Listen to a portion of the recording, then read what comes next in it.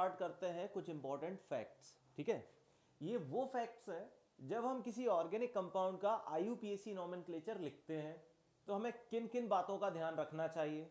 ठीक है, और ये वो फैक्ट्स हैं जो कि आपके एफएमएस ऑर्डर से रिलेट करते हैं। ठीक है, फंक्शनल ग्रुप, मल्टीपल बॉन्ड और सब्स्टिट्यूएंट, इनमें आने वाले हर एक फंक्शनल ग्रुप, हर एक मल्टीपल बॉन्ड और हर एक सब्स्टिट्यूएंट का कुछ ना कुछ एक सिग्निफिकेंस फैक्ट होता है। ठीक है, वो मैं आपको यहाँ पर बहुत बढ़िया तरीके से एक्सप्लेन करूंगा। ठीक है, लिखकर प्रॉपर तरीके से, ताकि आप लोग भी नोट्स बना सकें। ओके, मेरा पहला पॉइंट है, जस्ट इमेजिन कि किसी भी ऑर्गेनिक कंपाउंड में अगर एक से ज्यादा अलग अलग वैरायटीज के सब्स्टिट्यूएंट्स अवेलेबल हैं या प्रेजेंट है, तब आप आईयूपीएसी नोमेनक्लेचर लिखते टाइम उनका नाम अल्फाबेटिकल ऑर्डर में लिखेंगे। ये पहला फैक्ट हो गया। ठीक है, तो मैं इसे कैसे लिखूंगा? If in an organic compound,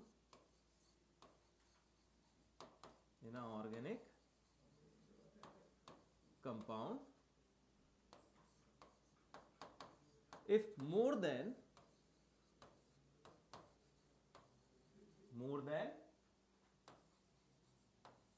one type of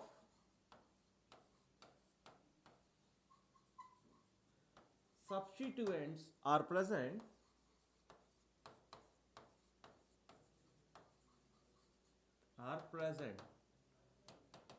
ठीक है, तब क्या करेंगे?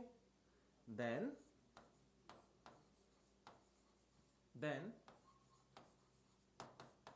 while writing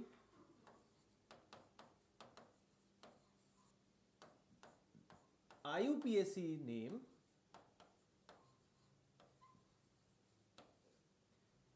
we will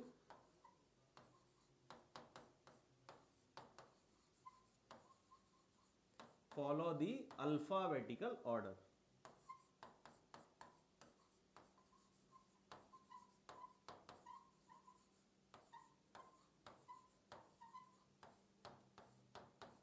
समझ में आई मेरी बात? मान लीजिए मेरे पास कोई एक ऑर्गेनिक कंपाउंड अवेलेबल है। अब उस ऑर्गेनिक कंपाउंड की पेरेंट कार्बन चेन पर डिफरेंट सब्स्टिट्यूएंट अवेलेबल है, जैसे कि मिथाइल, इथाइल, प्रोपाइल। ओके, अब आपको आईयूपीएसी नोमेनक्लेचर लिखना है, तो वो जो सब्स्टिट्यूएंट्स डिफरेंट टाइप के हैं, तो उन डिफरेंट टाइप के सब्स्टिट्यूएंट का पहले नाम देखो क्या है। मिथाइल एम से स्टार्ट हो रहा है, इथाइल ई से स्टार्ट हो रहा है, प्रोपाइल पी से स्टार्ट हो रहा है। तो एम, ई, पी, इन्हें आप अल्फाबेटिकल ऑर्डर में लिखेंगे। तो ये पहला फैक्ट है कि अगर किसी दिए गए ऑर्गेनिक कंपाउंड में more than one type of substituents are present, then while writing IUPAC name we will follow the alphabetical order. Okay guys, ये आपका पहला फैक्ट है। अब मैं आपके दूसरे फैक्ट की तरफ आगे बढ़ता हूं। ठीक है, अब आपका दूसरा फैक्ट क्या कहता है? अगर मान लीजिए कि किसी भी दिए गए ऑर्गेनिक कंपाउंड में, चाहे वो स्ट्रक्चर वाइज दिया गया हो, चाहे वो फॉर्मूला वाइज दिया गया हो, दिए गए ऑर्गेनिक कंपाउंड में अगर एक से ज्यादा वैरायटी के फंक्शनल ग्रुप प्रेजेंट होते हैं, तब आप मेन फंक्शनल ग्रुप कैसे आइडेंटिफाई करेंगे? प्रायोरिटी ऑर्डर से। कौन सा प्रायोरिटी ऑर्डर? वो जो मैंने एफएमएस में आपको बताया था। ठीक है, जैसे कि कार्बोक्सिलिक एसिड वाला ग्रुप सबसे हायर प्रायोरिटी का है, उसके बाद लोअर प्रायोरिटी आती है किसकी? सल्फोनिक एसिड की। ठीक है, तो इस प्रायोरिटी ऑर्डर में आपको डिसाइड करना है। ठीक है, तो आपका जो दूसरा फैक्ट है वो क्या है? if in any organic compound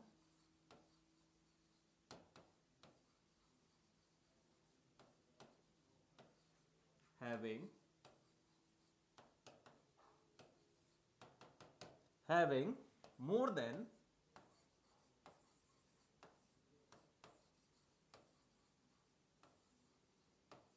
one type of functional group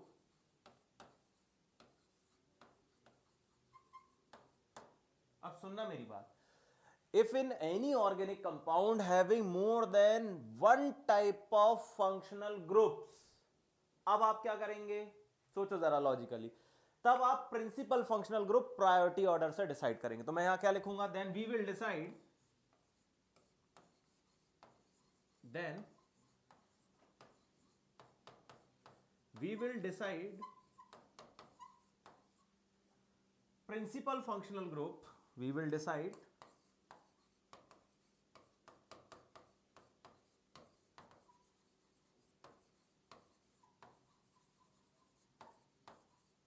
by priority order of FMS,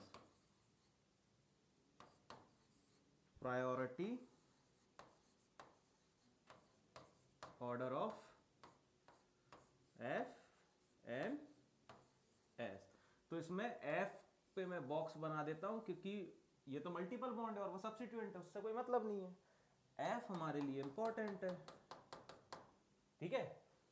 तो अगर किसी भी ऑर्गेनिक कंपाउंड में एक से ज्यादा वैरायटीज के फंक्शनल ग्रुप अवेलेबल होंगे, तब आप प्रिंसिपल फंक्शनल ग्रुप को प्रायोरिटी ऑर्डर से डिसाइड करेंगे, जो कि मैंने एफएमएस में लिखवाया है, ठीक है। ये सेकंड फैक्ट है आपका। ओके गाइस, थर्ड फैक्ट जो है वो सेकंड फैक्ट से कोरिलेटेड है। कैसे? तीसरा फैक्ट क्या है बच्चों? मान लीजिए कि आपने प्रिंसिपल फंक्शनल ग्रुप सिलेक्ट कर लिया है, ठीक है, प्रिंसिपल फंक्शनल ग्रुप सिलेक्ट कर लिया है। आपके पास एक ऑर्गेनिक कंपाउंड था जिसमें 3 या 4 डिफरेंट फंक्शनल ग्रुप अवेलेबल थे। आपने प्रायोरिटी ऑर्डर के according principal functional group select कर लिया है, ठीक है। 4 में से एक फंक्शनल ग्रुप प्रिंसिपल बन गया, बचे कितने? 3 फंक्शनल ग्रुप। अब वो 3 फंक्शनल ग्रुप को हम एज अ सब्स्टिट्यूएंट ट्रीट करेंगे, ठीक है। तो 4 में से एक फंक्शनल ग्रुप बन गया है प्रिंसिपल, उसके आईयूपीएसी नोमेनक्लेचर के लिए हम उसका सफिक्स नेम यूज करेंगे। बाकी बचे आपके 3 फंक्शनल ग्रुप जिन्हें आप एज अ सब्स्टिट्यूएंट ट्रीट कर रहे हैं। जब आप उन्हें एज अ सब्स्टिट्यूएंट ट्रीट करेंगे तो उन तीनों फंक्शनल ग्रुप को प्रायोरिटी ऑर्डर वाइज उनका आईयूपीएसी नेमिंग लिखते टाइम हम उनका प्रीफिक्स नेम यूज करेंगे, ठीक है। तो यही मेरा फैक्ट है। क्या लिखूंगा मैं? For principal functional group, for principal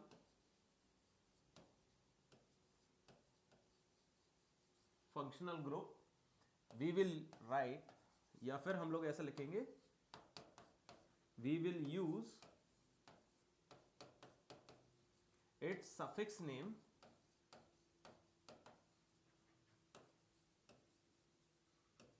while IUPAC naming, while writing IUPAC name। Okay, now next thing, okay, now other functional group, other lower priority वाले functional group, okay, other lower priority functional group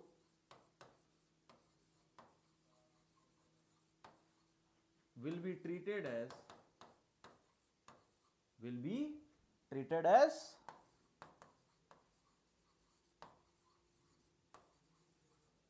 substituents, ठीक है, will be treated as substituents and we will use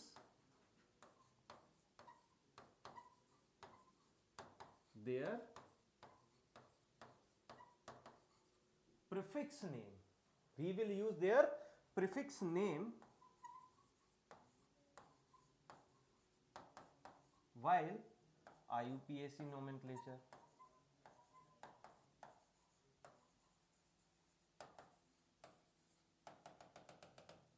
okay guys, समझ में आई मेरी बात? Principal functional group के लिए we will use its suffix name while writing IUPAC name, and now other lower priority functional group will be treated as substituent, and guys we will use their prefix name while writing IUPAC nomenclature. तो ये थे मेरे कुछ facts, ठीक है, जो कि मैंने आपको बता दिए। इन फैक्ट्स के बाद अब हम स्टार्ट करेंगे rules for writing IUPAC nomenclature for the organic compounds. Okay, I guess कि आप लोगों को ये इंपॉर्टेंट फैक्ट आसानी से समझ आ गए होंगे। अब हम लोग स्टार्ट करने वाले हैं rules to write IUPAC names for free valency group of organic compound. आपको याद होगा कि हम लोगों ने प्रीवियसली देखा कि ऑर्गेनिक कंपाउंड को फ्री वैलेंस कैसे बनाया जा सकता है। हम हाइड्रोजन्स को एलिमिनेट करते जा रहे थे और फ्री वैलेंसी जनरेट करते जा रहे थे। फ्री वैलेंसी जनरेट करने का मेन रीजन क्या था कि हम हमारे सिस्टम की कैटेनेशन पावर को इंक्रीज कर रहे थे, यानी कि जितनी ज़्यादा फ्री वैलेंसीज हम प्रोड्यूस करते जा रहे हैं उतने ज़्यादा पॉसिबिलिटीज़ हैं कि डिफरेंट डिफरेंट एल्काइल ग्रुप या डिफरेंट डिफरेंट स्पीशीज़ आकर कनेक्ट हो सके और कंपाउंड को लार्ज कर सके या फिर एक नया ऑर्गेनिक कंपाउंड प्रोड्यूस कर सके।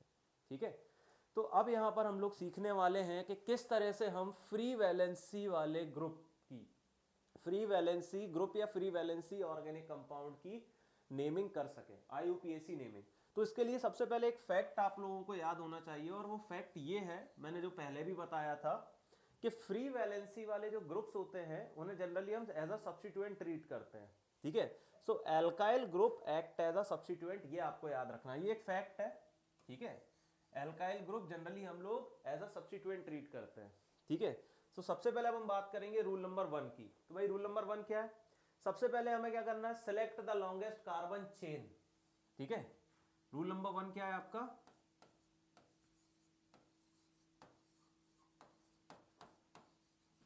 Select the longest carbon chain. ठीक है, अब वो जो कार्बन चेन हम सिलेक्ट कर रहे हैं सबसे लॉन्गेस्ट, वो कैसे सिलेक्ट कर रहे हैं? As our PCC, as our PCC मतलब कि पेरेंट कार्बन चेन। ठीक है, पेरेंट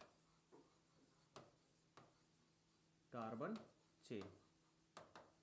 ठीक है, अब ये जो पेरेंट कार्बन चेन हम सिलेक्ट कर रहे हैं वो सबसे लॉन्गेस्ट होनी चाहिए। दूसरी बात कि वो फ्री वैलेंसी से स्टार्ट होनी चाहिए। ठीक है ना, स्टार्ट कहां से होगी? From free valence carbon. तो यहां मैं ब्रैकेट में लिख देता हूं फ्रॉम फ्री वैलेंस कार्बन।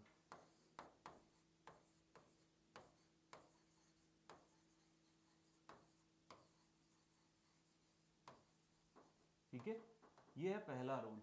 दोस्तों अब सेकेंड रूल की बात करते हैं। आप लोगों ने क्या किया है अभी तक? दिए गए स्ट्रक्चर में आप लोगों ने लॉन्गेस्ट कार्बन चेन सेलेक्ट की as your parent carbon chain, यानी कि PCC। कहां से सेलेक्ट की? From free valence carbon. अब सेकेंड रूल क्या कहता है कि आपने जो चेन सेलेक्ट कर ली है उसमें नंबरिंग करना है।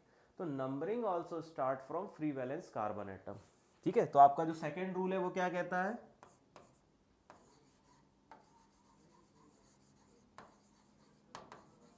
numbering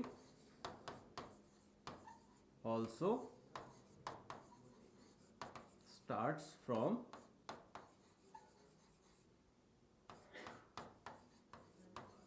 free valence carbon atom।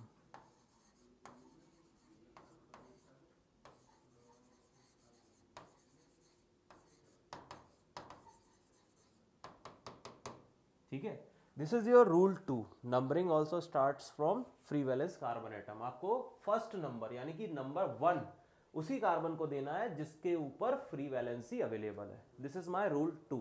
Okay guys, okay guys, अब हम बात करते हैं रूल 3 के बारे में। तो रूल 3 क्या कहता है? पहले रूल 2 को एक बार देख लो। 1 और 2 हो गए। 2 पे आपने क्या किया भाई? जो पेरेंट कार्बन चेन सेलेक्ट की थी आपने, उसमें फ्री वैलेंस कार्बन एटम से नंबरिंग स्टार्ट की, उसको 1 नंबर दिया। ठीक है, और लॉन्गेस्ट कार्बन चेन तक आप नंबरिंग करते गए। फिर आपको क्या करना है? रूल 3 कहता है कि आइडेंटिफाई ऑल दी ब्रांचेस।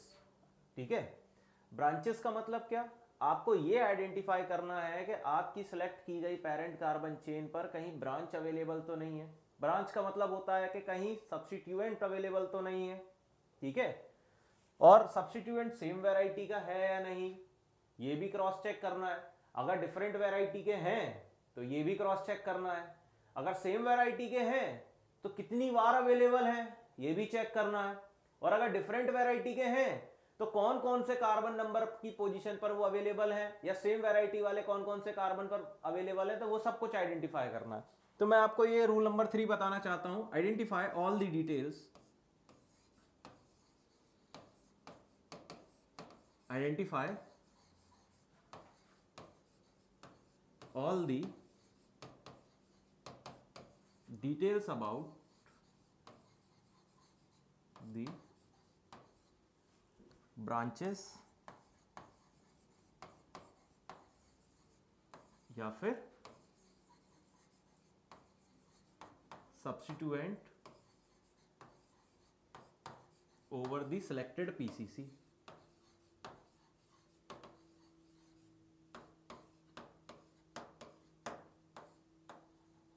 ठीक है, आपकी सेलेक्ट की गई पेरेंट कार्बन चेन पर सब्स्टिट्यूएंट या ब्रांच की सारी डिटेल्स आइडेंटिफाई करना है। सारी डिटेल्स कौन कौन सी, जो मैंने अभी बताई, ठीक है। अगर सब्स्टिट्यूएंट अवेलेबल है तो वो कौन से कार्बन पर अवेलेबल है, अगर सब्स्टिट्यूएंट मल्टीपल टाइम्स अवेलेबल है, ठीक है, तो कौन कौन से कार्बन पर अवेलेबल है, सब्स्टिट्यूएंट सेम वैरायटी के हैं या नहीं ये देखना है, डिफरेंट वैरायटी के हैं या नहीं ये देखना। ये सारी चीजें जो है आइडेंटिफिकेशन ऑफ ब्रांचेस या सब्स्टिट्यूएंट में कंसीडर कर ली जाती हैं। ओके गाइस, और रूल नंबर 4 कहता है आफ्टर ऑल आइडेंटिफिकेशन, सब कुछ करने के बाद, after all deep study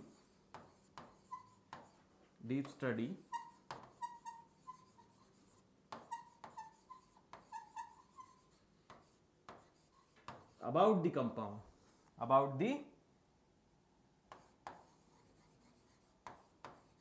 compound, now write the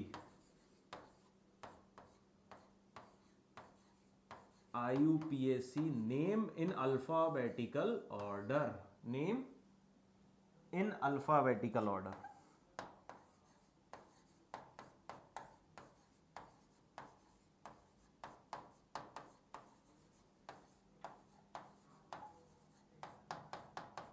ठीक है, जैसे ही आप सब कुछ आइडेंटिफाई कर लो तब IUPAC नॉमेनक्लेचर आप अल्फाबेटिकल ऑर्डर में लिखेंगे। ये है आपका रूल 4। लेकिन अब वो लिखेंगे कैसे आपको तो नहीं पता, ये भी मैं आपको बताऊंगा कि कैसे लिखते हैं, ठीक है, ये भी मैं आपको बताऊंगा कैसे लिखते हैं। लेकिन अब जो मैं आपको बताऊंगा वो ना तो मैं रूल्स की टर्म्स में बताऊंगा, ना तो फैक्ट्स की टर्म्स में बताऊंगा, ना तो थ्योरेटिकल अप्रोच की टर्म्स में बताऊंगा। ये सब कुछ मैं बताऊंगा एग्जाम्पल्स के सहारे। एग्जाम्पल्स को एक्सप्लेन करते हुए मैं आपको रूल्स ही एक्सप्लेन कर दूंगा, इससे आपकी सारी क्लियरिटी हो जाएगी कंसेप्ट्स के रिगार्डिंग। ओके दोस्तों, ठीक है, तो अब हम स्टार्ट करने वाले हैं कुछ एग्जाम्पल्स फ्री वैलेंस कंपाउंड से रिलेटेड, क्योंकि हर बार थ्योरेटिकल पोर्शन से ज्यादा एक प्रैक्टिकल, एक अलग टाइप की नॉलेज की जरूरत होती है, like common sense, sense of humour. Organic chemistry में यही जरूरी है। मैं नहीं चाहता कि मैं इतनी ज्यादा थ्योरी लिखकर आपका समय बर्बाद करूं, ठीक है। तो अब हम प्रैक्टिस करेंगे कुछ एग्जांपल्स की, जिससे बाकी के सारे रूल्स भी आपको समझ में आ जाएंगे। गाइस, अब हम लोग स्टार्ट करते हैं कुछ एग्जांपल। जैसा कि मैंने अभी आपको कहा कि अब मैं आपको एग्जांपल्स के सहारे सारी चीजें एक्सप्लेन करूंगा, ठीक है। तो स्टार्ट करते हैं पहले कंपाउंड से। कंपाउंड्स मैं ऑलरेडी लिख के रखा हूं यहाँ पर बोर्ड पर, तो बस आपको देखना ही है। हमने क्या देखा, एक बार जरा रूल्स को देखते हैं। Select the longest carbon chain as our PCC starting from free valence carbon, numbering also starts from free valence carbon. Third rule क्या था, identify all the details about the branches और substituent over the selected PCC। Fourth rule क्या था, after all deep study about the compound now write the IUPAC name in the alphabetical order, ठीक है। पहले compound को देखते हैं। यहां पर 4 कार्बन है, 1 2 3 4, और एक कार्बन से फ्री वैलेंसी है। कोई ब्रांचेस नजर आ रही है? कोई ब्रांच नजर नहीं आ रही, सीधी स्ट्रेट चेन अवेलेबल है। मैं लॉन्गेस्ट कार्बन चेन सेलेक्ट करना चाहता हूं और स्टार्ट करूंगा उस कार्बन से जहां से फ्री वैलेंसी निकली है। This is my 1 2 3 4। Okay, 4 carbon के लिए एल्क की वैल्यू क्या होती है आप सभी जानते हैं। 4 कार्बन के लिए एल्क की वैल्यू होती है ब्यूट। ओके, अब इस फ्री वैलेंसी के करस्पॉन्डिंग हमें याद है हमें क्या जोड़ना है, YL। फ्री वैलेंसी में YL जोड़ते थे, इसका नाम है ब्यूटाइल। ठीक है, इसको एक तरीके से और भी एक्सप्लेन कर सकते हैं, क्योंकि ये स्ट्रेट चेन है और इस चेन पर एक भी ब्रांच अवेलेबल नहीं है, इसलिए मैं इसे ऐसे भी लिख सकता हूं एन ब्यूटाइल। ठीक है, यहां पर एन का मतलब है नॉर्मल, नॉर्मल मतलब कि अनब्रांच्ड, अनसब्स्टिट्यूटेड। ठीक है, तो एन ब्यूटाइल भी इसका नाम है, हो सकता है। फिर हम आते हैं हमारे सेकेंड कंपाउंड पर। आप देख सकते हैं कि कार्बन से एक तरफ फ्री वैलेंसी है, एक तरफ कार्बन जुड़ा है और नीचे भी एक कार्बन जुड़ा है। मैं चाहे लेफ्ट साइड चला जाऊं चाहे बॉटम साइड चला जाऊं, मुझे मैक्सिमम 2 ही कार्बन की पेरेंट कार्बन चेन मिलेगी। ठीक है, तो मैं स्टार्टिंग करता हूं इस नंबर से। यहां पर इसे तो मैं फर्स्ट ही दूंगा क्योंकि मुझे पता है, मेरे रूल्स में बताया गया है कि फ्री वैलेंस कार्बन को ही नंबर 1 देना है। अब अगर नंबर 2 मैं यहां पे दूं या ना पे दूं कोई फर्क नहीं पड़ता। मान लीजिए कि मैंने नंबर 2 यहां पर दे दिया। ठीक है, 2 कार्बन की पेरेंट चेन हो गई है मेरी, 2 कार्बन की पेरेंट चेन है मेरी। ओके, नाउ मुझे साफ साफ दिखाई दे रहा है कि मेरे 1 नंबर के कार्बन पर एक सब्स्टिट्यूएंट अवेलेबल है और वो सब्स्टिट्यूएंट एक कार्बन का अवेलेबल है। इस कार्बन पर जो दिखाई नहीं दे रहे हैं वो 3 हाइड्रोजन्स हैं। ठीक है, एक्चुअल में ये है CH3 ग्रुप। हाइड्रोजन्स को हम हाइड करते हैं ना ऑर्गेनिक केमिस्ट्री में। कार्बन की होती है 4 वैलेंसी, एक तो दिखाई दे रही है, जो 3 नहीं दिख रहे हैं वो क्या है, एक हाइड्रोजन, दूसरा हाइड्रोजन, तीसरा हाइड्रोजन। तो ये है कौन सा ग्रुप, एक्चुअली ये है मिथाइल ग्रुप। तो 1 नंबर के कार्बन पर जो सब्स्टिट्यूएंट आपको दिखाई दे रहा है दैट इज एक्चुअली मिथाइल। अब मुझे सब कुछ समझ में आ गया है क्या, कि कार्बन नंबर 1 से फ्री वैलेंसी निकली है, 2 कार्बन की पेरेंट चेन है, 1 नंबर के कार्बन पर एक सब्स्टिट्यूएंट लगा है दैट इज मिथाइल। ठीक है, दैट इज मिथाइल। तो मैं भैया सबसे पहले ना इसको अंडरलाइन करना चाहता हूं, ये मेरा पेरेंट कार्बन चेन वाला एरिया हो गया। ठीक है, अब IUPAC नोमेनक्लेचर लिखते टाइम मैं आपको बताना चाहता हूं कि सब्स्टिट्यूएंट का नाम सबसे पहले लिखा जाता है। समझ में आ रही है मेरी बात?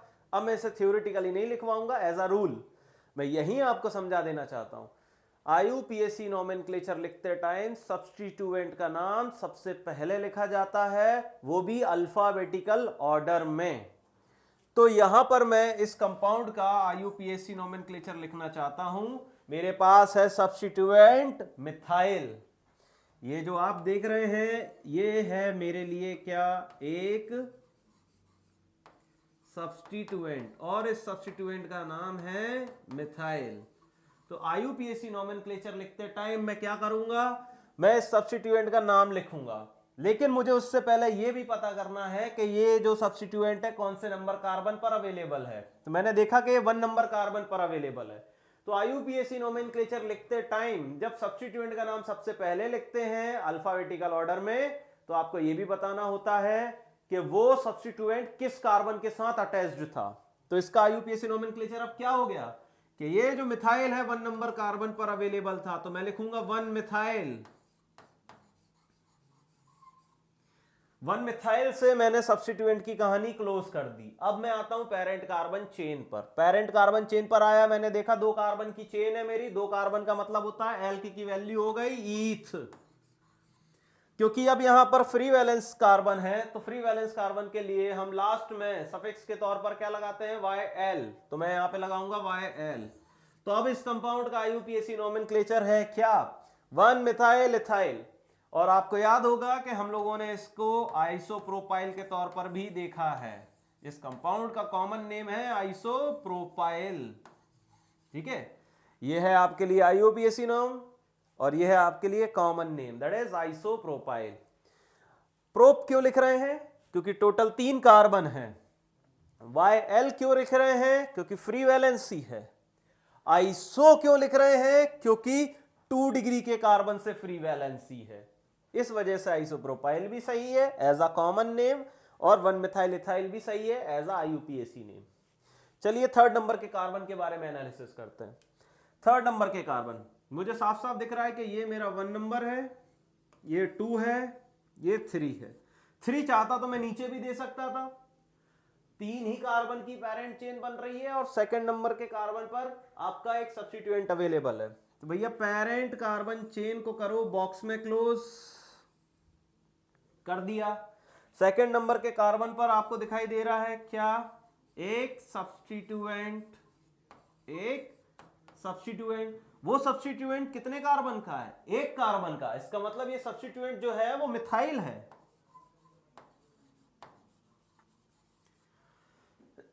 सॉरी ठीक है, अब इसका IUPAC नोमेनक्लेचर लिखूंगा मैं। तो सबसे पहले हम सब्स्टिट्यूएंट का नाम लिखते हैं अल्फाबेटिकल ऑर्डर में, और ये भी हमें बताना होता है कि वो सब्स्टिट्यूएंट के पेरेंट कार्बन चेन में किस कार्बन से अटैच्ड है। मैंने देखा कि पेरेंट कार्बन चेन में ये सेकंड नंबर के कार्बन से अटैच्ड है। सबसे पहले मैं इसी का नाम लिखूंगा, मैं लिखूंगा 2-मिथाइल। मैंने लिखा 2-मिथाइल। ठीक है, अब मैं लिखूंगा पेरेंट कार्बन चेन। मैंने देखा कि 1 2 3 कार्बन की पेरेंट चेन है, तो मैं 3 कार्बन के लिए एल्क की वैल्यू डिसाइड करूंगा, दैट इज प्रॉप। अपन ने लिखा प्रॉप। अब मैंने देखा कि 1 नंबर के कार्बन से फ्री वैलेंसी निकली हुई है, तो फ्री वैलेंसी के लिए सफिक्स वर्ड हम क्या लिखते हैं एल्क के साथ? YL। तो भैया इसका नाम है 2-मिथाइल प्रोपाइल। इसका नाम क्या है? 2-मिथाइल प्रोपाइल। समझ में आ रही मेरी बात? इस तरह से हमने इस कंपाउंड का IUPAC नेम लिख लिया। चलिए आगे देखते हैं, फोर्थ एग्जांपल पर चलते हैं। फोर्थ एग्जांपल पर आपको कुछ कॉम्प्लिकेशंस दिखाई देंगी। हमें फ्री वैलेंस कार्बन एटम दिख गया, हमारा फ्री वैलेंस कार्बन एटम, इसे हमेशा 1 नंबर देंगे, तो ये मैंने 1 नंबर दे दिया इसको। अब मेरे पास कंफ्यूजन वाली कंडीशन आती है, भाई 1 नंबर ये है, तो अब मैं नंबरिंग लेफ्ट हैंड साइड करूं या फिर राइट हैंड साइड करूं? क्योंकि अगर मैं लेफ्ट हैंड साइड करता हूं तो पराग सर आप ही ने बताया था कि 2 ही कार्बन है, लॉन्गेस्ट चेन सेलेक्ट करनी है। देखो लेफ्ट गए 2 ही कार्बन मिले, लेकिन राइट आए तो 3 कार्बन मिले। अगर मैं राइट हैंड साइड नंबरिंग करने चला जाता हूं तो मुझे लॉन्गेस्ट पेरेंट कार्बन चेन मिल जाएगी, लेकिन मैं लेफ्ट हैंड साइड चला गया तो मुझे शॉर्टेस्ट पेरेंट कार्बन चेन मिलेगी। लेकिन बच्चों यहां पे आपको थोड़ा कंफ्यूजन क्लियर करना है। आप राइट हैंड साइड चले तो गए, आप सोचोगे कि लॉन्गेस्ट कार्बन चेन मिल रही है, लेकिन FMS ऑर्डर में आपको क्या बताया गया था? डबल बॉन्ड की प्रायोरिटी। आप ये देखिए कि 1 नंबर कार्बन पर फ्री वैलेंसी अवेलेबल है। अगर मैं यहाँ 2 नंबर का कार्बन देखता हूं, अगर मैं इसको 2 नंबर देता हूं तो मुझे कुछ भी नहीं मिला, जबकि मैं यहाँ 2 नंबर देखता हूं तो मुझे डबल बॉन्ड मिल गया। मेरा FMS ऑर्डर सेटिस्फाइड हो रहा है। यहाँ पर फंक्शनल ग्रुप तो है नहीं, तो F की बात करूंगा नहीं, M की बात कर सकता हूं, S की बात कर सकता हूं। तो S और M में M पहले आया ना, F तो हट गया, F तो है ही नहीं। तो गाइस तो मैं 2 नंबर यहां दूंगा, क्योंकि मेरा FMS ऑर्डर में F हटा लो, M ग्रेटर देन S है, फिर M की वैल्यू ज्यादा, तो ये हो गया 3। ठीक है, तो अब मेरे पेरेंट कार्बन चेन सिलेक्टेड है, लॉन्गेस्ट भी है और इसमें FMS भी सेटिस्फाइड है। अब मैं ये देखूंगा कि मेरे 1 नंबर कार्बन पर कौन कौन से सब्स्टिट्यूएंट अवेलेबल हैं। मैंने देखा कि मेरे 1 नंबर कार्बन पर बॉटम पोजीशन पर एक सब्स्टिट्यूएंट लगा हुआ है। ये सब्स्टिट्यूएंट 1 कार्बन का है, यानी कि ये है मिथाइल। ठीक है, फिर मैंने देखा कि 1 नंबर कार्बन के राइट हैंड साइड एक और सब्स्टिट्यूएंट लगा हुआ है जिसमें 3 कार्बन हैं, तो ये 3 कार्बन का सब्स्टिट्यूएंट है। इस 3 कार्बन के सब्स्टिट्यूएंट को मैं देखूंगा कि भाई 3 कार्बन का मतलब होता है प्रोप, तो ये है propyl, this is my propyl, ये सब्स्टिट्यूएंट जो है प्रोपाइल है, 1 2 3 प्रोपाइल है ये। अब अल्फाबेटिकल ऑर्डर देखेंगे, क्यों? क्योंकि 2 डिफरेंट सब्स्टिट्यूएंट मिले हैं। मिथाइल स्टार्ट होता है एन से, प्रोपाइल स्टार्ट होता है पी से, तो अल्फाबेटिकल ऑर्डर में सबसे पहले कौन आएगा भाई? A B C D E F G H I J K L M N O P, L M N O P, M पहले पी बाद में। तो दादा अब अपन अल्फाबेटिकल ऑर्डर लिखेंगे, तो इस कंपाउंड का नॉमेनक्लेचर लिखने के लिए अब मैं ये सारी डिटेल्स आपकी इरेज कर रहा हूं। आई गेस कि आप लोगों ने इतना तो कॉपी कर लिया होगा, ठीक है? तो ये सारी डिटेल्स अब मैं कर रहा हूं इरेज, ये सब हटा देता हूं मैं, अब ये काम के नहीं है, क्योंकि अब आप समझ चुके हैं भाई, अब कॉमन सेंस आपका जाग चुका है, ठीक है? कॉमन सेंस जो है वो आपका जाग चुका है। अब अपन सीधा नाम लिखेंगे। नाम लिखेंगे सबसे पहले अपन क्या, कि भाई 1 नंबर पे लगा था मिथाइल, और फिर और डैश भी लगाते हैं। डैश क्यों लगा रहे हैं? डैश लगाना जरूरी होता है, ठीक है ना, पता लगना चाहिए पोजीशन क्या है। 1 पे मिथाइल लगा है और 1 पर ही प्रोपाइल लगा है, 1 पर ही मिथाइल लगा है, 1 पर ही प्रोपाइल लगा है। अब आते हैं पेरेंट चेन पर। तो दोस्तों देख सकते हैं 3 कार्बन की पेरेंट चेन है। सबसे पहले मैं लिख देना चाहता हूं प्रोप, प्रोप लिखा। फिर मैंने देखा कि मेरे सेकंड नंबर के कार्बन पर डबल बॉन्ड अवेलेबल है और 3 नंबर के कार्बन पर डबल बॉन्ड खत्म हो गया। शुरू हुआ 2 नंबर के कार्बन पर डबल बॉन्ड और खत्म हो गया 3 नंबर के कार्बन पर। जनरली 2 ही नंबर के कार्बन पर मिला है डबल बॉन्ड। डबल बॉन्ड के लिए याद रखिए मैंने क्या बढ़ाया था? एन, नहीं नहीं नहीं, आइन बिल्कुल नहीं, इन। तो मैं क्या लिखूंगा? Prop two ene, prop two ene. फिर फ्री वैलेंसी तो है ही, तो फ्री वैलेंसी के लिए क्या लिखते हैं? वाई एल, तो prop two yn yl, Y L और लगा दिया। तो इस तरह से मैंने इस कंपाउंड का आईयूपीएसी नोमेनक्लेचर लिखा। 1 methyl, 1 propyl, prop two yn yl. Okay, चलिए 5th नंबर पे चलते हैं। 5th नंबर के बारे में, सॉरी 5th नंबर के बारे में बात करते हैं। भाई जिस कार्बन पे फ्री वैलेंसी है उसको तो मैंने दे दिया 1। अब मैं कंफ्यूज हूं कि भाई मैं 2 number carbon right hand side हूं कि लेफ्ट हैंड साइड।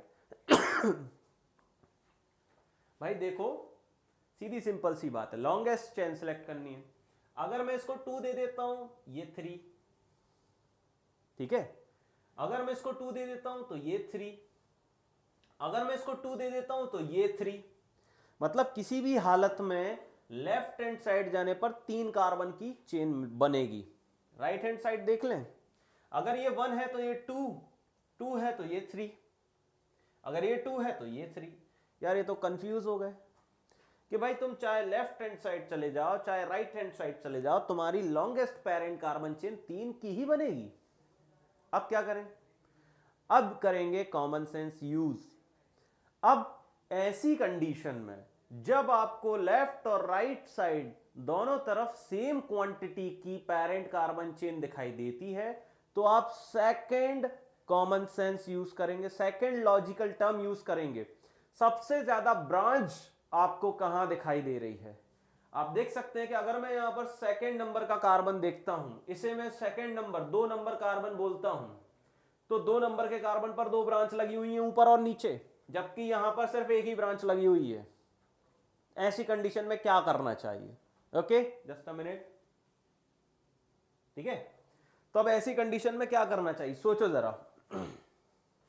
भाई ज्यादा ब्रांचेस हैं, इसी को देखूंगा मैंने क्या किया, 2 नंबर यहां दे दिया, 3 यहां दे दिया, मेरी पेरेंट चेन हो गई डिसाइडेड। ये है मेरी parent carbon chain, this is my parent carbon chain. Okay, अब आईयूपीएसी नोमेनक्लेचर लिखें अल्फाबेटिकल ऑर्डर में। भाई अगर इस ग्रुप को ध्यान से देखो तो क्या ये आपका आइसोप्रोपाइल है? ढंग से देखो, ये आइसोप्रोपाइल है, वाई शेप आइसोप्रोपाइल ग्रुप है, ठीक है? ये है आपका आइसोप्रोपाइल वाला सब्स्टिट्यूएंट, ये देखो, ये एक मिथाइल, ये एक मिथाइल सेम है, 2 बार के लिए क्या यूज करेंगे? डाई। जब भी कोई सब्स्टिट्यूएंट सेम टाइप का एक से ज्यादा बार अवेलेबल होता है तो हम क्या क्या वर्ड यूज करते हैं? अगर कोई, जैसे कि यहां पे देखिए दोनों सेम है, मिथाइल मिथाइल 2 बार हैं, एक ही कार्बन पर लगा हुआ है, कार्बन है 2 नंबर का, सेम वैरायटी के सब्स्टिट्यूएंट सेम कार्बन पर अवेलेबल है, हम क्या लिखेंगे? 2 बार के लिए डाई लिखते हैं, 3 बार अगर कोई सेम ग्रुप अवेलेबल है तो ट्राई लिखते हैं, अगर कोई सेम ग्रुप 4 बार अवेलेबल हो तो टेट्रा लिखते हैं, अगर सेम ग्रुप 5 बार अवेलेबल हो तो पेंटा लिखते हैं, 6 बार सेम ग्रुप अवेलेबल हो तो हेक्सा लिखते हैं, एंड सो ऑन, ये चलती चली जाती है कहानी। ठीक है, तो अब यहां देखिएगा इसका आईयूपीएसी नोमेनक्लेचर मैं कैसे लिखूंगा। अल्फाबेटिकल ऑर्डर में लिखते हैं, ठीक है, अल्फाबेटिकल ऑर्डर में हम इसका नोमेनक्लेचर लिखते हैं। तो जरा सोचो कि अब इसका नोमेनक्लेचर मैं कैसे लिखूंगा। आइसोप्रोपाइल का जो आई होता है, ठीक है, क्या ये आइसो वर्ड अल्फाबेटिकल ऑर्डर में कंसीडर किया जाता है क्या? हाँ या ना, ये सोचना है, ठीक है, ये सोचना है। तो दोस्तों आप इसका नाम कैसे लिखोगे? लॉजिकली सोचो, इसका नाम कैसे लिखेंगे?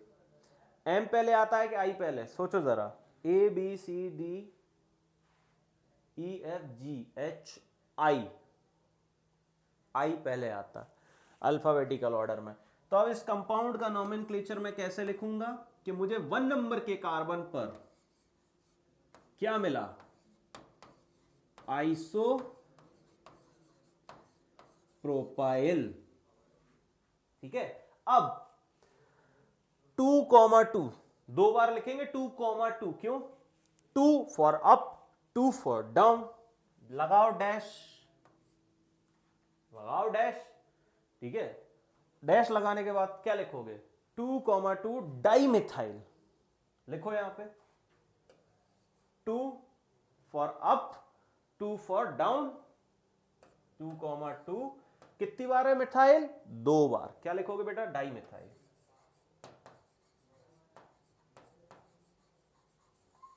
ठीक है, आपने सारे सब्स्टिट्यूएंट के नाम लिख लिए, वो भी अल्फाबेटिकल ऑर्डर में। अब पेरेंट कार्बन चेन की बारी। कितने कार्बन की चेन है? 3, 1 2 3। क्या लिखोगे? प्रोप।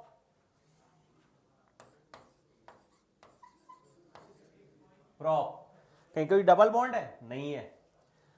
फ्री वैलेंस कहां है? कार्बन पे। क्या लिख दोगे? प्रोपाइल, ठीक है, वाई एल ऑल लगा दो, खत्म। इस कंपाउंड का आईयूपीएसी नोमेनक्लेचर लिख लिया हम लोगों ने। 1 आइसोप्रोपाइल, 2,2 डाइमिथाइल प्रोपाइल, ये इस कंपाउंड का आईयूपीएसी नोमेनक्लेचर है दादा, ठीक है। इस तरह से हम लोग आईयूपीएसी नोमेनक्लेचर लिखना सीख रहे हैं। समझ में आ रही मेरी बात? अब आते हैं नेक्स्ट कंपाउंड पे। भाई जिस कार्बन से फ्री वैलेंसी है उसको तो मैंने दे दिया 1। अब आप कहोगे सर आपने तो कहा था कि लॉन्गेस्ट कार्बन चेन सिलेक्ट करते हैं। सर अगर आप लेफ्ट हैंड साइड गए तो 2 ही कार्बन की बनेगी आपकी पेरेंट चेन, लेकिन अगर आप राइट हैंड साइड जाते हैं तो 3 कार्बन की बनेगी। और सर दूसरे नंबर कार्बन पे तो आपको सब्स्टिट्यूएंट भी मिल जाएगा। लेकिन दादा एफएमएस में एम पहले आता है, एस बाद में आता है, तो ये है एस, ये है एम, तो एम की प्रायोरिटी एस से ज्यादा है, तो 2 नंबर में इसी को दूंगा, तो बन जाएगी मेरी 2 कार्बन की पेरेंट चेन, ठीक है। अब ये आइसो ग्रुप दिख रहा है, दिस इज योर आइसोप्रोपाइल। ध्यान से देखो, ये आइसोप्रोपाइल है। तो भैया नोमेनक्लेचर कैसे लिखोगे इसका? हाँ भाई सीधा सीधा लिखोगे 1 आइसोप्रोपाइल, सब्स्टिट्यूएंट का नाम आपने लिख लिया। 2 कार्बन की पेरेंट चेन है, 2 कार्बन के लिए लिखते हैं ईथ, ठीक है। कौन से कार्बन पे डबल बॉन्ड लगा है? 1 पर डबल बॉन्ड मिला है ना, तो क्या लिखोगे? ईथ 1 इन, फ्री वैलेंसी के लिए आयल, ठीक है। तो इस कंपाउंड का नाम क्या है? 1 आइसोप्रोपाइल ईथ 1 इन आयल। और मैं आपको बता दूं आईयूपीएसी नोमेनक्लेचर लिखते टाइम स्पेस नहीं रखते, बस कंटिन्यू लिखते चले जाओ, कोई स्पेस नहीं आएगा किसी भी वर्ड के बीच में, कंटिन्यूअस लिखते हैं। बस ये न्यूमेरिकल वैल्यू और ये अल्फाबेटिक वैल्यू के बीच में डैश लगाना जरूरी है, ठीक है। ये आईयूपीएसी रूल्स होते हैं, तो गाइज इस तरह से हम एल्काइल ग्रुप में क्या करते हैं, आईयूपीएसी नोमेनक्लेचर सीखते हैं। तो आई गेस कि कुछ रूल्स जो मैंने आपको नहीं लिखवाए, जो आपको मैंने बोर्ड पर नहीं शो किए, वो मैंने इन क्वेश्चंस के जरिए समझा दिए। ठीक है, इन क्वेश्चंस के जरिए समझा दिए। आई गेस कि 6 क्वेश्चन से आपको एक एलिमेंट्री आइडिया लग गया है कि हम फ्री वैलेंस ऑर्गेनिक कंपाउंड में आईयूपीएसी नोमेनक्लेचर कैसे करते हैं।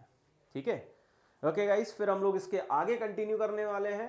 ओके, अब हम functional group containing organic compounds या नॉर्मल ऑर्गेनिक कंपाउंड्स में कैसे नेमिंग करेंगे वो भी सीखेंगे, रूल्स को और अच्छे से सीखेंगे। Okay guys.